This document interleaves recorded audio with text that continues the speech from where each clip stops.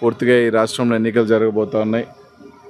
ఈరోజు ఈ రాష్ట్రంలో ప్రజలకు అర్థమైపోయింది చంద్రబాబు నాయుడు గారు ఆ పార్టీ అంతా కూడా మూసేసే రోజులు దగ్గరకు వచ్చినాయని. ఈరోజు చంద్రబాబు నాయుడు గారు సతీమణి భువనేశ్వరి గారి మాటలే ఈరోజు వాళ్ళ కుటుంబ సభ్యులకు కూడా అర్థమైపోయింది. ఇంకా శాశ్వతంగా కూడా తెలుగుదేశం పార్టీ మూసివేసే పరిస్థితికి వచ్చేసింది. చంద్రబాబు నాయుడు గారు ఇంకా ఏజ్ అయిపోయింది, టైం అయిపోయింది. ఆయన కొడుకు చూస్తే ఈరోజు పప్పుగా పనికిరాని ఇది తుప్పుగా ఈరోజు మిగిలిపోతూ ఉన్నాడు. కాబట్టి కనీసం ఈరోజు నన్నన్నా గెలిపించండి అని దిగే పరిస్థితిలో ఈరోజు తెలుగుదేశం పార్టీ ఉందని చెప్పి ఈరోజు అడుగుతా ఉన్నాం.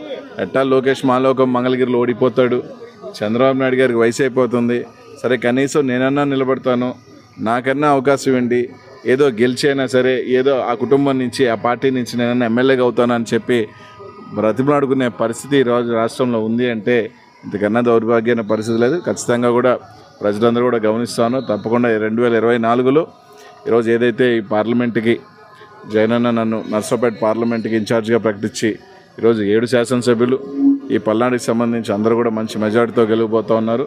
తప్పకుండా కూడా రాష్ట్రంలో కూడా మరోసారి డంకా బజాయించబోతున్నాడు జగన్మోహన్ రెడ్డి.